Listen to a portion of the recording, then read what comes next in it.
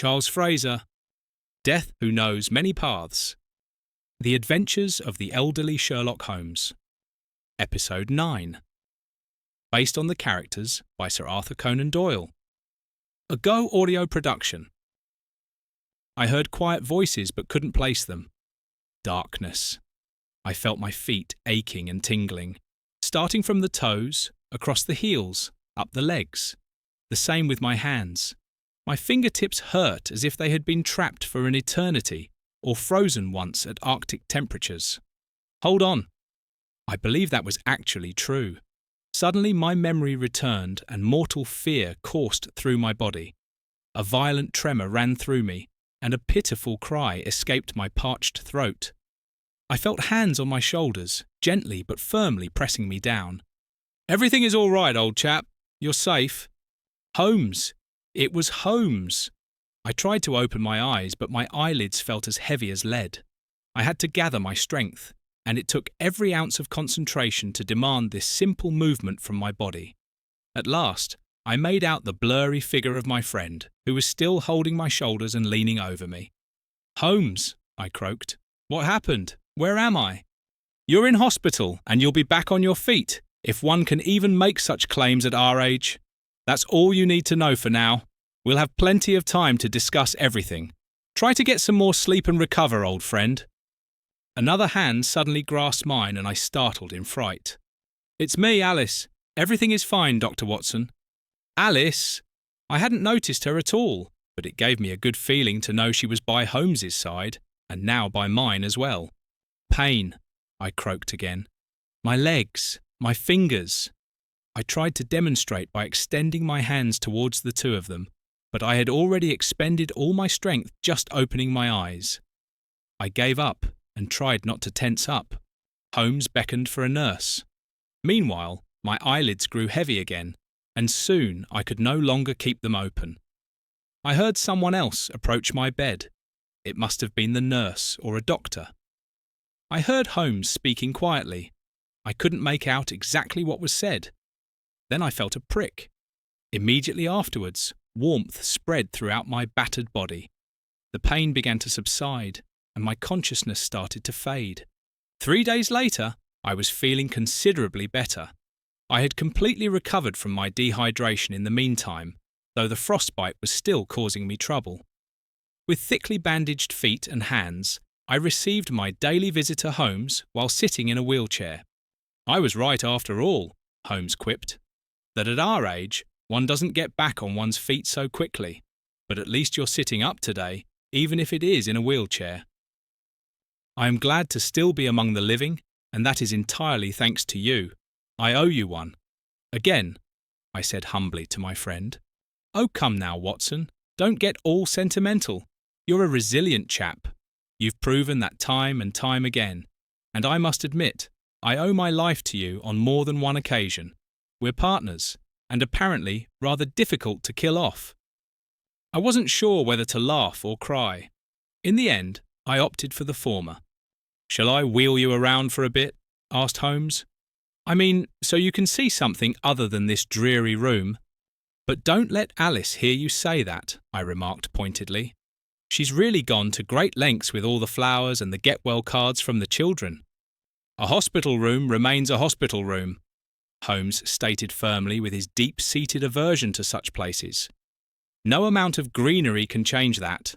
Unless, of course, said greenery were suitable for smoking. Then we'd be looking at quite a different situation altogether." And with that, Holmes pushed me out the door and along the long corridor. "How are your frostbite injuries coming along?" Holmes inquired. "Tomorrow they'll remove my bandages, but I don't have much hope. During last night's dressing change, a blue-black discoloration was already visible on some toes and 2 fingers. That indicates 3rd or 4th degree frostbite. In the worst case, they'll have to amputate the dead limbs. Then, I suppose, you'd have to wheel me about in the wheelchair more often in future. It would be my honour to chauffeur you, especially since I could then do without my walking stick. But stay positive, Watson. After all, that's what you always told your patients. Let's not assume the worst." "You're right, Holmes," I replied quietly and without much confidence. She tried to kill me, the beast! Suddenly came a shout from the main corridor. A man was being hastily wheeled into A&E on a bed. He was writhing in pain, clutching his stomach, screaming, cursing and swearing terribly. Holmes had stopped. I turned my head towards him, seeking his gaze questioningly. "No, no," he said, wagging his index finger. "That's not our concern, and your recovery takes absolute priority." Thus, Holmes resumed pushing my wheelchair and steered me towards the hospital's cafeteria. When Holmes visited me the next day, he was quite astonished to find someone had already taken a seat on a chair beside my bed. "You're the man from yesterday who called his wife a beast and was poisoned. Rat poison, I assume?" "How do you know that?" asked the man, irritated. "Your remark, 'the beast,' points to a female perpetrator. You don't look like someone who would employ servants. Therefore, I deduce it was either your wife, girlfriend, or mistress. Revenge is usually carried out by the wife. And as for the rat poison, I can smell your garlic breath from here, which clearly indicates arsenic abuse. But now, a question from me. Who are you? What are you doing here? And what do you want?" Holmes asked angrily. And I knew perfectly well that my friend could answer questions 2 and 3 himself, and was only reacting so grumpily because my state of health was his top priority. "My name is Jeremy Walters," replied the man, "and I implore you to prove the murder attempt that my wife committed against me. What makes you think we're even capable of doing that?" Holmes wanted to know through gritted teeth. I overheard a conversation between the nurse and another nurse, in which she said that the most famous detective duo was currently coming and going in this building. And upon my further inquiry, the nurse told me that Dr. Watson himself was a patient here. Holmes shook his head vigorously, but before he could refuse, I made myself heard. "Well, from my medical perspective, there's nothing preventing us from taking the case. There can be absolutely no talk of we. After all, you are still an inpatient and need to recover," Holmes stated indignantly. As if to prove my point, I swung my legs out of bed. Although swung might not be quite the right word. Rather hesitantly, bit by bit, I managed to move my legs out of bed and place them on the floor. Then I reached for a walking stick and winked conspiratorially at Holmes. "You see, Holmes?" I ceremoniously waved my newly acquired walking stick through the air. "What do you say now?" I shifted my weight onto the stick, stood up, and took a few steps towards Holmes. "Moreover, I can tell you that I'm being discharged today. To my great fortune, immediate amputation of my frostbitten limbs is not necessary at this time." Satisfied and happy, I tossed my walking stick in the air to catch it again. Unfortunately, my cockiness did not serve me well. I began to wobble and was about to fall, had Holmes not caught me at the last moment and helped me back to an upright position. Now, he immediately scolded me. "Pride comes before a fall, old friend." After ensuring I was steady on my feet again, he turned to the almost forgotten Jeremy Walters and said in a conciliatory tone, "Please give me your address, just in case. I shall discuss the matter further with my partner Dr. Watson at home and contact you if necessary." Jeremy Walters took a piece of paper and a pen from the table that was kept ready in every hospital room, scribbled down his address, and handed the slip of paper to Holmes. He thanked us politely, gave me an extra nod of farewell, and left. "Why are you so keen on helping this Walters fellow?" Holmes asked me peevishly. I hesitated briefly before answering. I can't quite put my finger on it, but something about him seems familiar. Moreover, I find him extremely likeable, and he has a rather pleasant demeanour. "Do you think so?" Holmes intoned and continued sarcastically. "A man reeking of garlic, plagued by diarrhea and vomiting, and who insults his wife by calling her a beast. You find him extremely likeable and pleasant in appearance. Most interesting, Watson. Most interesting." I raised both eyebrows, firmly grasped my walking stick again, and lightly tapped it against Holmes's cane. "Come now, Holmes, let's finally head home." 5 days later, Holmes and I stood in front of Jeremy Walters's small, unadorned cottage, which was just a short carriage ride away from Baker Street. It took considerable persuasion on my part to convince Holmes to visit Jeremy Walters. Holmes remained steadfastly concerned about my health condition until yesterday, when I was finally able to remove the light bandages from my feet, and by now I was moving more swiftly with my walking stick than Holmes himself. "Come along now, Holmes," I called out encouragingly and knocked loudly on the front door. After a few moments, the door was opened by an attractive red-headed woman in her late 30s. "Yes, may I help you?" she said, scrutinising Holmes and myself without restraint. "Are you Mrs. Walters?" asked Holmes politely. "My name is Sherlock Holmes. This is my friend and partner, Dr. Watson. We would like to speak with your husband, Jeremy Walters." A contemptuous look appeared on Mrs. Walters's face.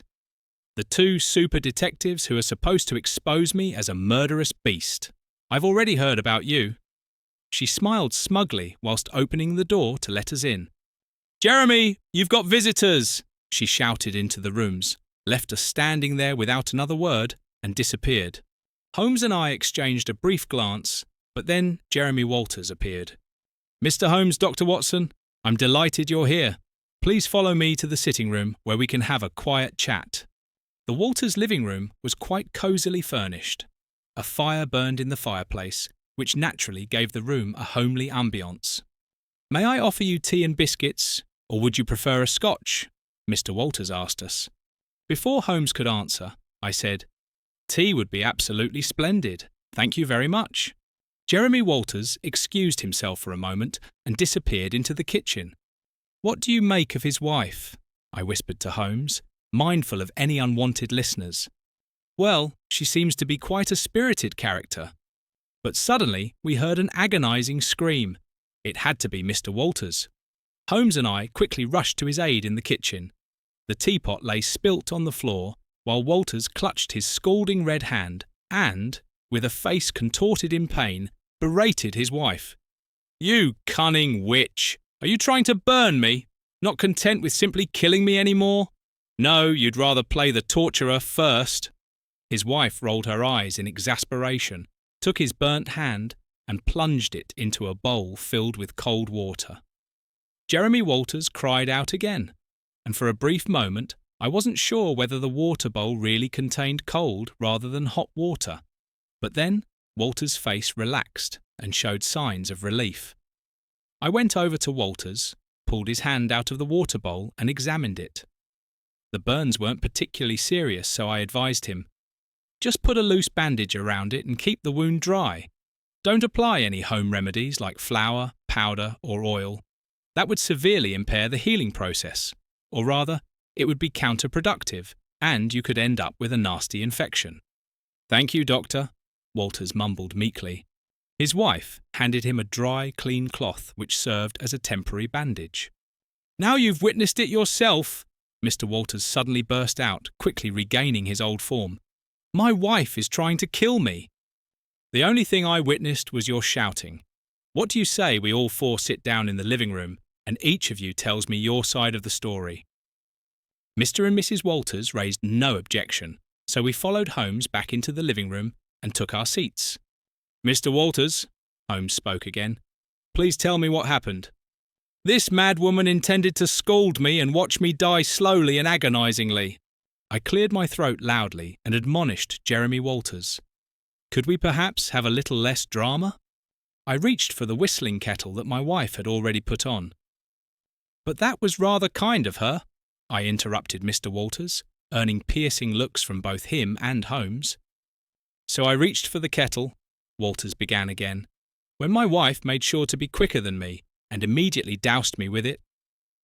"But that's not true at all," Mrs. Walters interjected energetically. "I merely wanted to help you.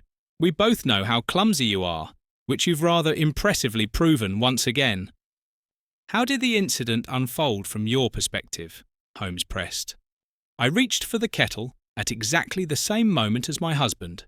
Neither of us got a proper grip on it. The kettle slipped from our hands, tipped over, and unfortunately, the hot water poured straight over my husband's hand. That's what you call bad luck and nothing else." But Holmes persisted. And what explanation do you have for the poisoning your husband suffered and had to be treated for in hospital? If one is such a glutton and can't even leave the bacon bait in the mousetrap alone, what else am I supposed to say about that? She explained stubbornly. I believe I have heard enough, Holmes concluded and stood up. Get well soon for your hand, Mr. Walters. Watson, shall we?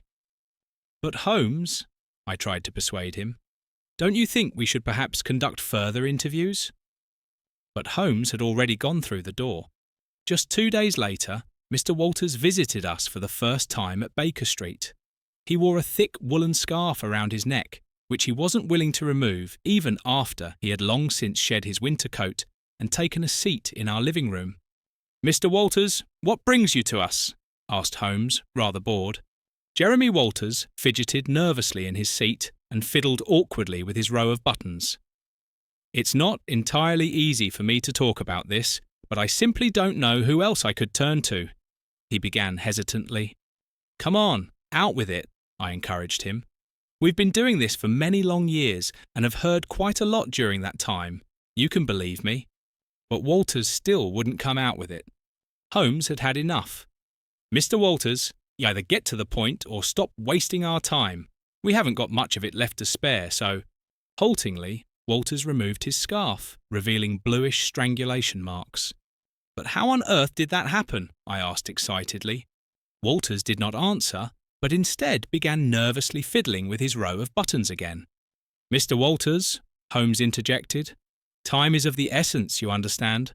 Quietly, Jeremy finally began to tell his story. When you both left us the day before yesterday, I decided to give my wife another chance and reconciled with her. I thought that perhaps I was completely wrong about my accusations. Walters paused for what Holmes considered far too long. You've reconciled. How lovely for you. Best of luck for the future. Goodbye. No, wait, Walters pleaded. She tried it again, as you can see. To kill me, I mean. Go on, Holmes urged him. Well, we were in the process of reconciling. Physically, if you catch my drift. Holmes nodded impassively, whilst Walters's cheeks turned red. Eliza, my wife, suddenly had this idea with the silk scarf. At first, I found it quite stimulating, but when she pulled the cloth tighter and tighter around my neck, and I slowly began to feel dizzy, the stimulation quickly faded. But she pulled even tighter, until I finally lost consciousness. By now, Mr. Walters's head bore more resemblance to a baboon's bottom, and he gazed at the floor in shame. So how did the story continue? I mean, you must have managed to free yourself from this hopeless situation. Otherwise, you wouldn't be sitting here now. When I regained consciousness, I found myself staring directly into my neighbour's eyes. Oh my goodness, I interjected with amusement. How did that come about? I'm not entirely sure, Walters tried to explain.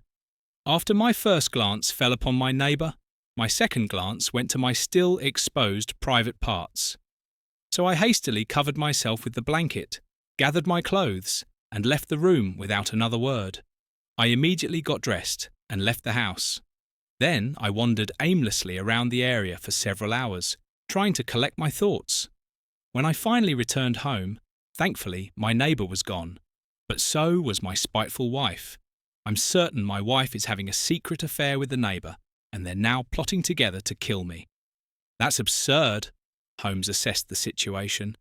If that were the case, your neighbour and your wife would have killed you when you were unconscious. They'll never get a better opportunity than that. To me, it sounds as though your neighbour saved you. So now you also believe that Eliza wants to kill me? I did not say that, Holmes replied. But I have a suggestion. Dr. Watson and I will take you back home to your wife and we shall speak with her again. Jeremy Walters gratefully accepted, even though the thought of another encounter with his wife visibly unsettled him. When Jeremy Walters, Holmes and I were once again standing in front of the plain little house a short while later, Eliza Walters came running towards us. There you are at last, she exclaimed with delight. I've been so worried about you. Mr. Walters raised both arms defensively and cried out in fear, Don't you dare come near me! Now, Holmes appeased. Let's all go inside first and then continue our discussion. In the house, Eliza Walters led us into the living room, and before she had the chance to offer us anything, Holmes already proclaimed, "I would say we shall wisely forgo the tea and get straight to the point. Mrs. Walters, could you please explain to me, from your perspective, how this extremely delicate situation came about?" Not in the least bit embarrassed, she asked cheekily, "You mean our reconciliatory act of love?" "If that's how you wish to express it," Holmes retorted. My husband and I had another chat, and he too had to realise that it was absolute nonsense to think I wanted him dead. Well, one thing led to another. We started kissing and caressing, began undressing each other. "Thank you. I can already picture how that came about.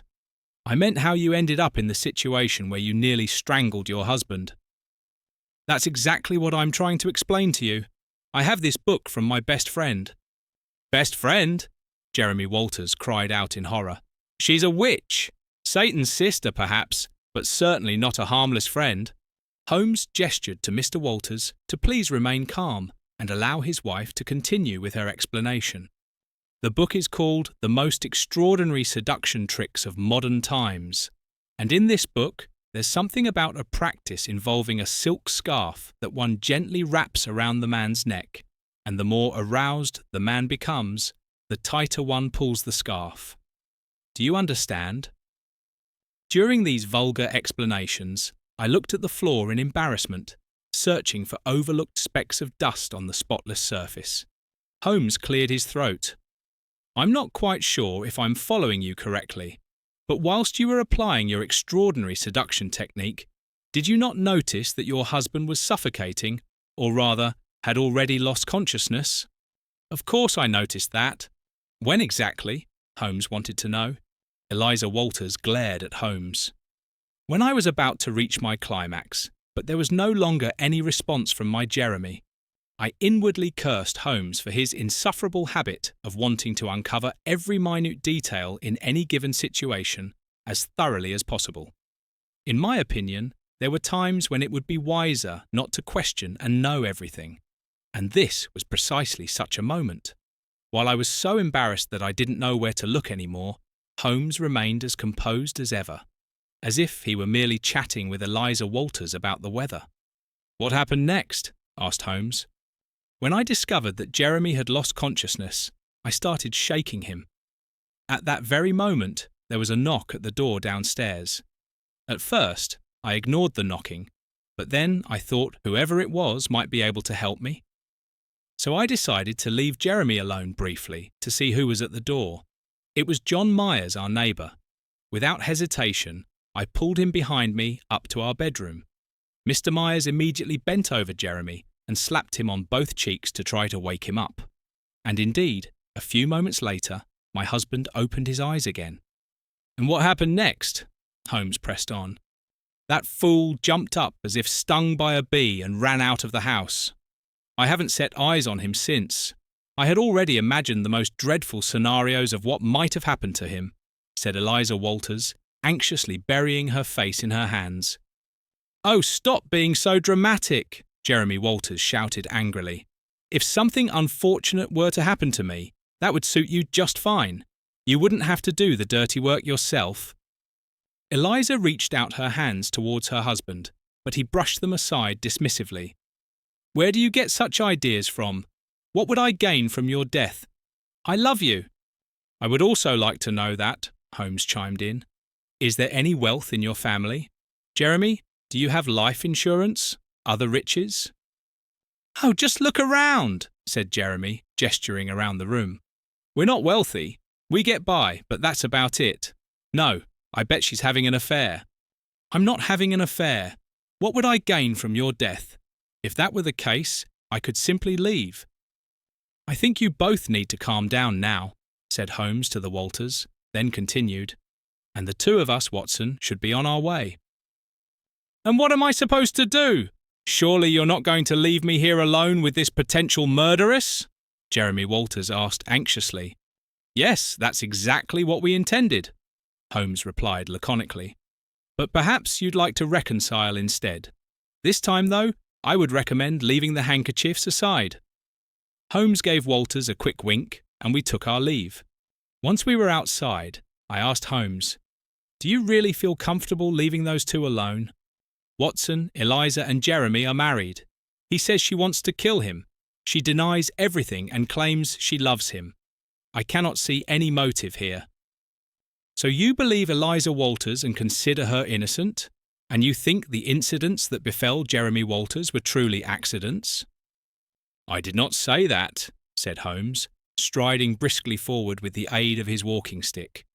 "What do you mean by that, Holmes?" I wanted to know curiously and limped quickly after my friend, but he had already reached the street and was looking out for a carriage. I knew all too well that I wouldn't learn anything more from Holmes at this point.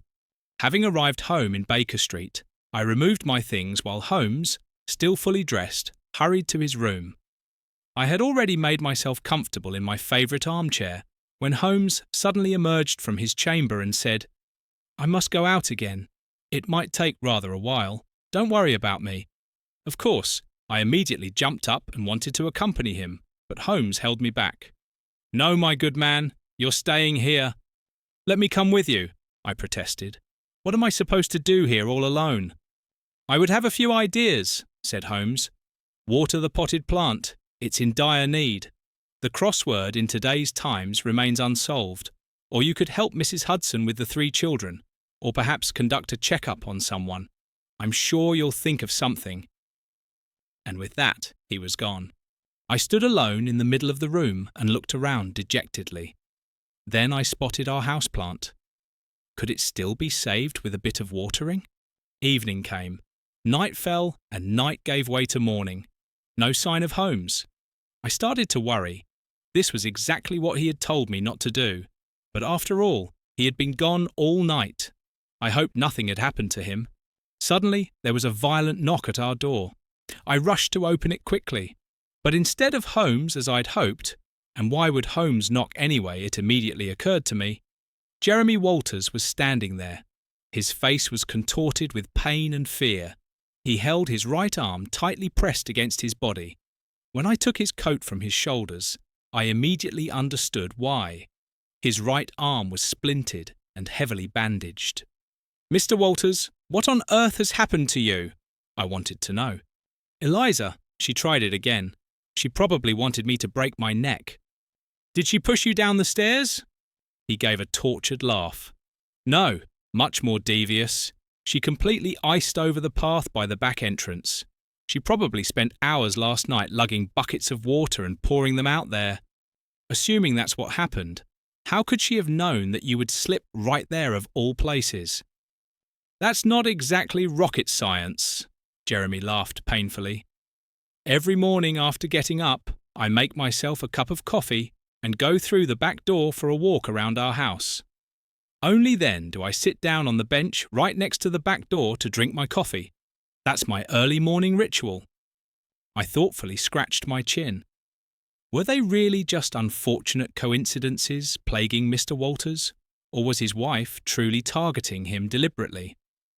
But it was early February, when paths often became icy.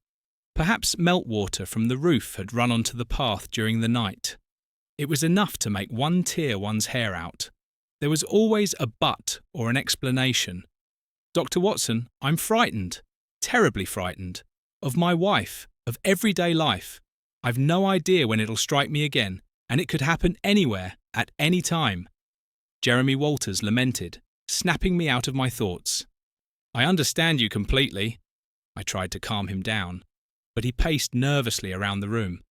"Where is Mr. Holmes, actually?" he asked at last. "Here I am," it sounded behind me. "What has happened to you this time?" he asked Jeremy Walters directly. Mr. Walters explained everything to Holmes. "Well, that's almost a relief then. I thought you two had actually reconciled yesterday, and I was already imagining scenarios of how you might have ended up with that broken hand." "Holmes!" I exclaimed indignantly. He merely shrugged his shoulders innocently.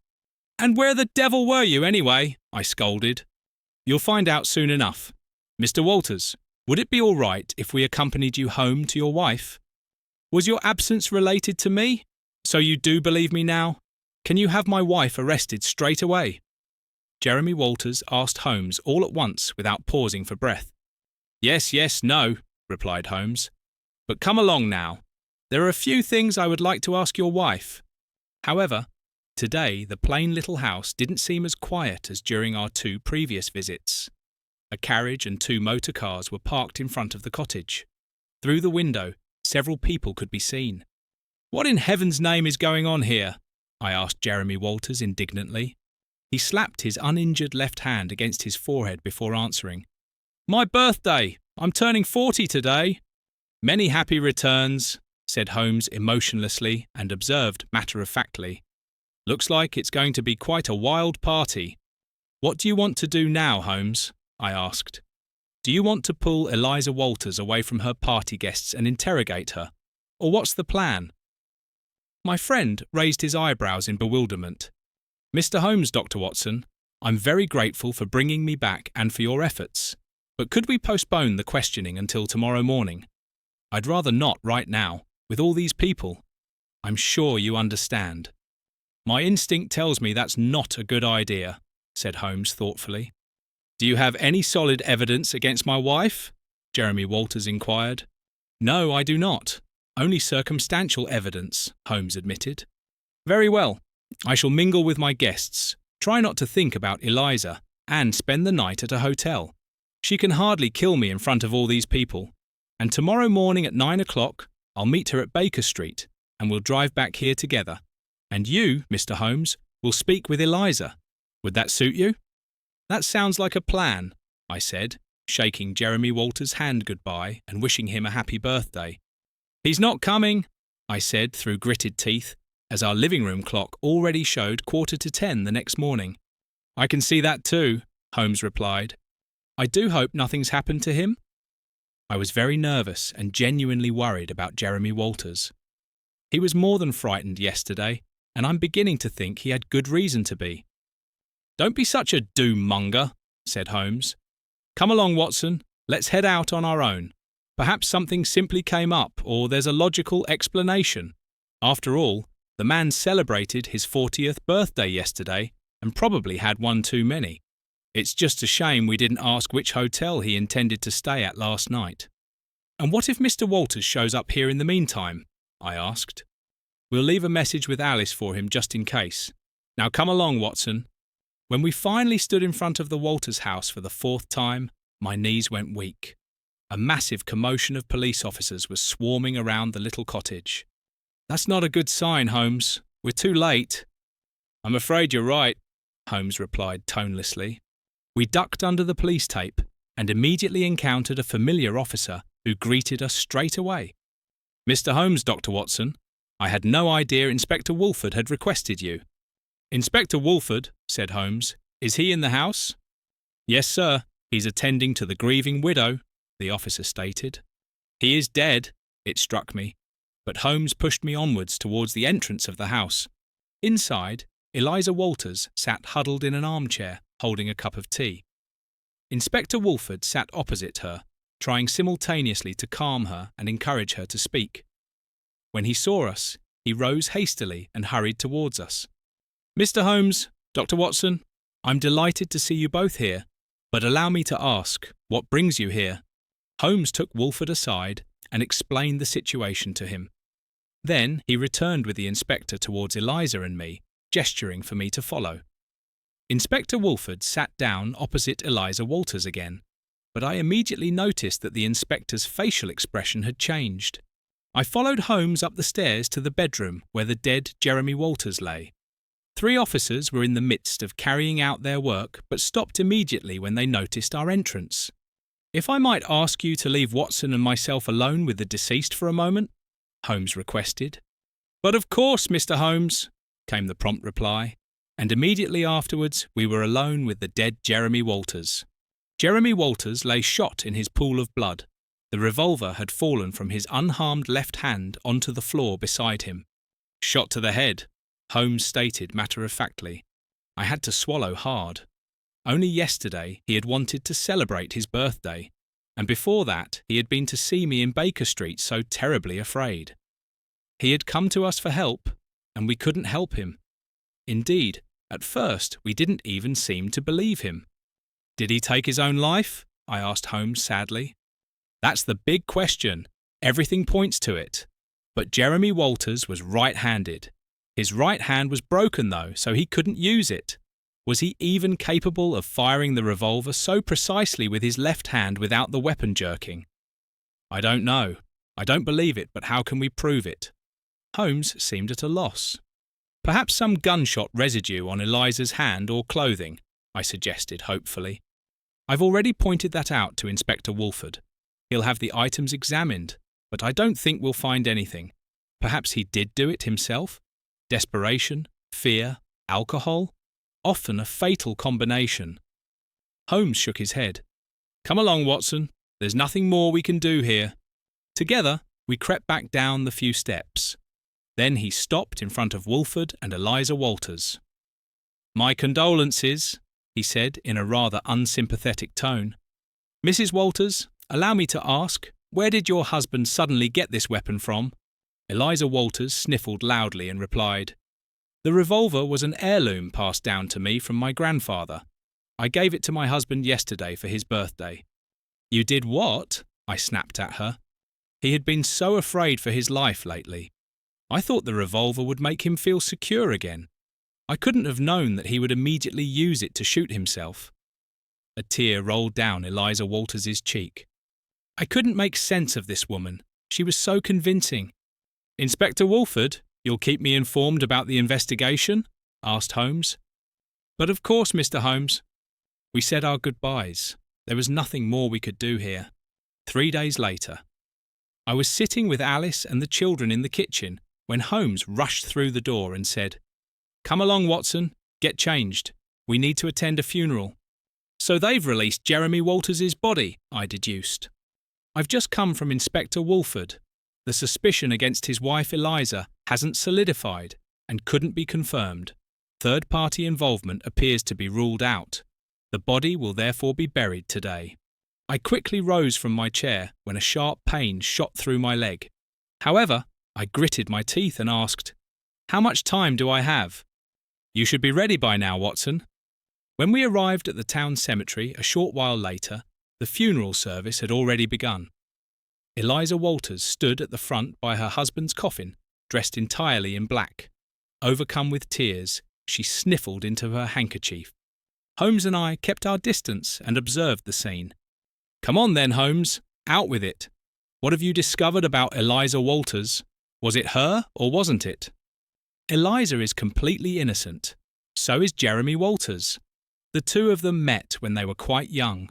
I learned from a conversation with one of her school friends, whom I traced through a yearbook in the library, that Eliza was an exceptionally intelligent girl from a poor background. All university doors were open to her. She wanted to study. She wanted to earn money. She wanted to escape poverty and become wealthy, never having to worry about making ends meet again. Then she met Jeremy. They fell in love, and he wanted to marry her. Initially, she didn't want to. Marriage would have ruined her plans after all. However, Jeremy promised her that he would study and become a lawyer or judge himself, and they would never have to live a life of worry again. Once he finished his studies, she could still pursue her own ambitions. Eliza agreed, and they married. However, Jeremy dropped out of university after just a few weeks, and Eliza and Jeremy had to take low-paying jobs to keep themselves afloat. And you think that was her motive? She couldn't forgive him for squandering the chance at a better life? Seems rather thin to me, I interrupted Holmes. I don't know, Watson, Holmes admitted honestly. That's all I have. I cannot prove it. But I don't believe in so many coincidences. And as for her giving her husband a gun as a gift, well, I hardly need comment on that. So how do you intend to proceed? I asked curiously. I will back her into a corner. Right after the funeral service, I will confront her with the fact that I have solid evidence against her. I will also tell her about the motive, which admittedly isn't very convincing. Perhaps she'll trip over her words and we can nail her down after all. It would certainly be worth a try, I said.